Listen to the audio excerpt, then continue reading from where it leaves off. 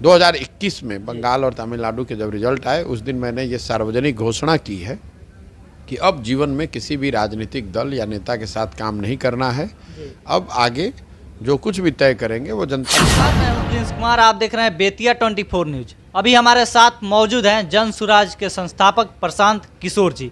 आइए इनसे खास बातचीत करते हैं कि आखिर इस पदयात्रा से क्या कुछ लोगों को फायदा मिलेगा या आगे चलकर क्या कुछ बिहार में बदलाव होने वाला है। बहुत बहुत स्वागत है। धन्यवाद सर, आज राजनीति का जो क्वेश्चन है वो थोड़ा बाद में करेंगे, पहले आपकी जीवनी के बारे में जानेंगे। आपने राजनीति में शुरुआत कैसे किया? नहीं, जीवनी तो रोज़ मैं बता ही रहा हूँ। यहीं बिहार के लड़के हैं, यहीं पर सरकारी स्कूल से पले बढ़े, साइंस कॉलेज में पढ़े, उसके बाद बाहर पढ़ने चले गए और उसके बाद संयुक्त राष्ट्र संघ में यूनाइटेड नेशंस में 8 साल करीब काम करते थे। पहले भारत में थे, फिर भारत के बाहर थे। 2011 में इंडिया लौटे। 11 से 21 तक जो राजनीतिक रणनीतिकार, चुनाव प्रबंधन वगैरह जो शब्द आप लोग प्रयोग करते हैं वो काम किया। राजनीतिक दलों, नेताओं के साथ काम करने का अवसर मिला। 2021 में बंगाल और तमिलनाडु के जब रिजल्ट आए उस दिन मैंने ये सार्वजनिक घोषणा की है कि अब जीवन में किसी भी राजनीतिक दल या नेता के साथ काम नहीं करना है। अब आगे जो कुछ भी तय करेंगे वो जनता के साथ ही काम करेंगे। ऐसा इसलिए निर्णय लिया क्योंकि 10 साल का मेरा अपना अनुभव रहा है कि राजनीतिक दलों को, नेताओं के साथ काम करके उनको अगर आप मदद करें, उनको चुनाव जिता दें तो सत्ता का परिवर्तन तो हो सकता है, लेकिन ये ज़रूरी नहीं है कि सत्ता परिवर्तन के साथ व्यवस्था परिवर्तन हो जाए। तो मैंने 10 साल काम करने के बाद ये अनुभव किया, ये तय किया कि अगर भगवान ने कुछ शक्ति बुद्धि दी है, कुछ क्षमता दी है, तो मुझे कुछ ऐसा प्रयास करना चाहिए जिससे सही मायनों में सत्ता परिवर्तन के साथ साथ व्यवस्था का परिवर्तन हो, लोगों की ज़िंदगी में परिवर्तन हो। इसलिए उस काम को छोड़कर बिहार लौटे हैं और बिहार में एक नई राजनीतिक व्यवस्था बनाने का प्रयास कर रहे हैं। जैसे आपने देखा, मैंने यहाँ 5 मई को आकर जो घोषणा करी है कि जन सुराज अभियान की एक शुरुआत, और उसके दूसरे चरण में 2 अक्टूबर से गांधी वितिहरवा आश्रम से मैंने पूरे बिहार के लिए एक पदयात्रा की शुरुआत करी है जिसमें करीब 3500 किलोमीटर पैदल चलना है। इसको करने में 1 से 1.5 साल का समय लगेगा, लेकिन बिना रुके, बिना थके इस काम को मुझे करना है। बिहार के ज़्यादातर गांव, शहर, पंचायत, कस्बों में जाना है, जाकर लोगों से मिलना है और इस पूरे अभियान को समाज में जन जागृति के नज़रिए से आप देखें। ये कोई राजनीतिक दल अभी नहीं है। ये प्रयास इस बात का है कि समाज को उसकी ताकत का एहसास कराया जाए, समाज को ये बताया जाए कि लोग आपस में मिलकर एक साथ आकर बिहार के विकास के लिए, अपने बच्चों के बेहतर भविष्य के लिए कुछ सार्थक प्रयास कर सकते हैं। सर, राजनीति में क्यों आए? क्या आपके पूर्वज भी राजनीति में थे? नहीं, हमारे पूर्वज क्या, हमारे परिवार में किसी का राजनीति से कोई लेना देना नहीं है। हमारे पिताजी सरकारी डॉक्टर थे, तो राजनीति से हम लोग का कोई लेना देना नहीं है। राजनीति में आने का कोई विशेष प्रयोजन ऐसा सच नहीं है। मैंने जैसा आपको बताया, 10 साल इस क्षेत्र में काम करने के बाद मुझे ऐसा लगा कि अगर भगवान ने कुछ बुद्धि शक्ति दी है तो जिस राज्य में जन्मे, जिस राज्य में पले बढ़े, उस राज्य में लोगों की स्थिति कुछ बेहतर बने, उसके लिए मुझे कुछ सार्थक और सकारात्मक प्रयास करने चाहिए। इसलिए मैं यहाँ आया हूँ। बिहार की जो स्थिति है वो लोगों को पता है। बिहार आज देश का सबसे गरीब और पिछड़ा राज्य है। देश में सबसे ज़्यादा अशिक्षित लोग, भुखमरी के शिकार लोग, गरीबी रेखा से नीचे रहने वाले लोग, सबसे ज़्यादा बेरोजगार लोग, सबसे ज़्यादा पलायन, ये सारी समस्याएं जो बिहार की बदहाली है वो तो जनता के सामने है। तो इस स्थिति को बेहतर बनाने के लिए मुझे ऐसा लगता है कि मेरे जैसे व्यक्ति की अगर हिम्मत नहीं पड़ेगी, मेरे जैसा व्यक्ति अगर कुछ प्रयास नहीं करेगा तो आखिर बिहार में बेहतरी के लिए कौन लोग प्रयास करेंगे। इसीलिए आकर ये प्रयास कर रहे हैं।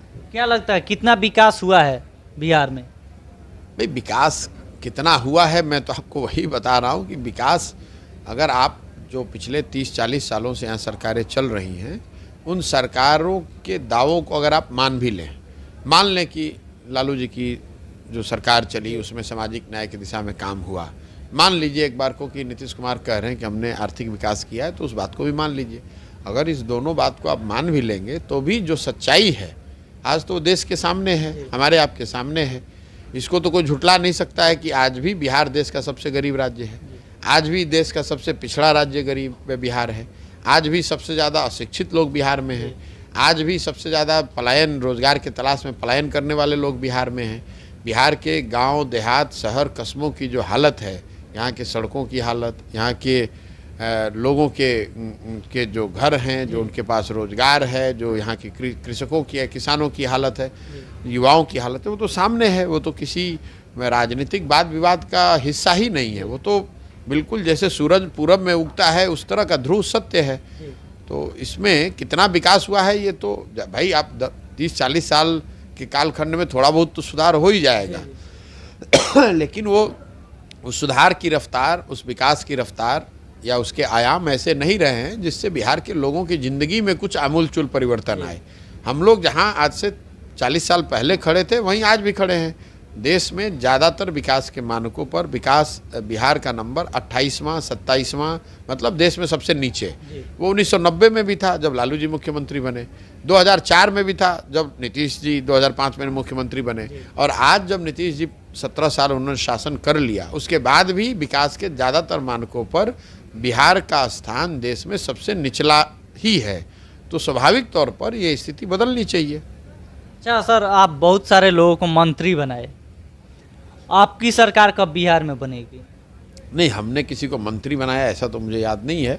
हम लोग 10-11 रणनीतिकार हैं, बहुत सारे लोग बोलते हैं, या आप भी प्रधानमंत्री के रणनीतिकार रहे हैं, मुख्यमंत्री नीतीश कुमार जी के भाई ऐसा है कि जो लोग भी चुनाव जीतते हैं, चुनाव तो नेता और पार्टी जीतते हैं, दल जीतता है। दल या नेता जो चुनाव जीतता है वो अपने प्रयासों से जीतता है, कार्यकर्ताओं के परिश्रम से जीतता है, जनता के आशीर्वाद से जीतता है। कोई एक व्यक्ति, प्रशांत किशोर या कोई दूसरा व्यक्ति किसी को चुनाव हरा जिता नहीं सकता है। हम लोग उस पूरे प्रयास में अपना कंधा लगा सकते हैं, थोड़ा बहुत कुछ योगदान कर सकते हैं।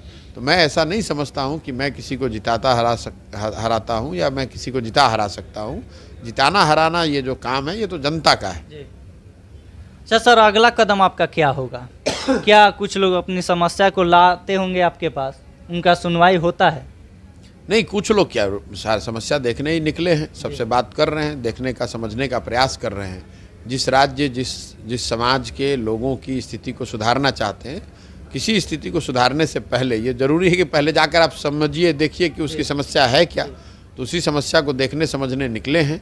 एक बार जब लोगों से मिल लें, बातचीत कर लें, उनकी समस्याओं को समझ लें, तो फिर उसकी बेहतरी के लिए जो कुछ भी उपाय हो सकता है उस उपाय का एक खाका, एक ब्लूप्रिंट बनाया जाएगा। बनाकर जनता के साथ साझा करेंगे, देखेंगे कि क्या कुछ किया जा सकता है। आने वाले समय में बिहार में क्या बदलाव होगा?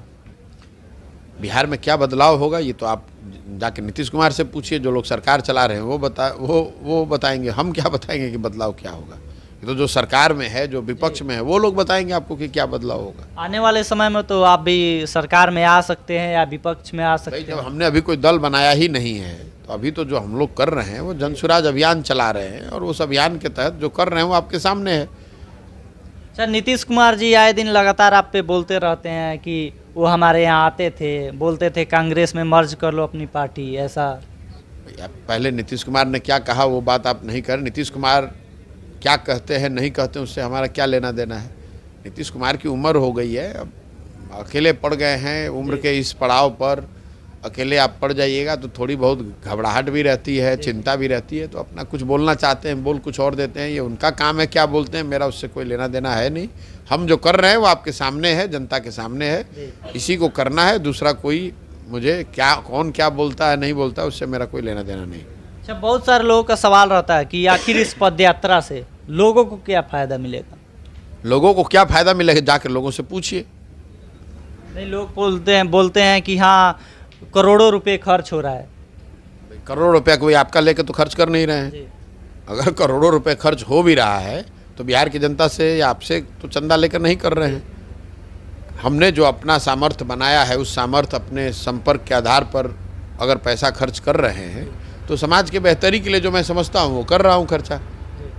मुझे तो आज तक किसी ने नहीं बोला कि क्यों आप क्यों कर रहे हैं ऐसा। नहीं, बहुत सारे लोगों का सवाल रहता है। भाई हमको कोई सवाल बोल रहे हैं, आपको कौन सवाल कर रहा है? हमको तो आज तक कोई किया नहीं सवाल ये। अच्छा, जो लोग बिहार के लोग देख रहे हैं, चंपारण के लोग देख रहे हैं, उनसे क्या कहिएगा? क्या कहेंगे? पदयात्रा कर रहे हैं, आप इसको देखिए, जांचिए, परखिए, मूल्यांकन कीजिए। अगर ठीक लगे तो जुड़िए, नहीं ठीक लगे तो आप बाहर, आप जहाँ हैं वहाँ बने रहिए। देखिए, हमारे साथ प्रशांत किशोर जी थे।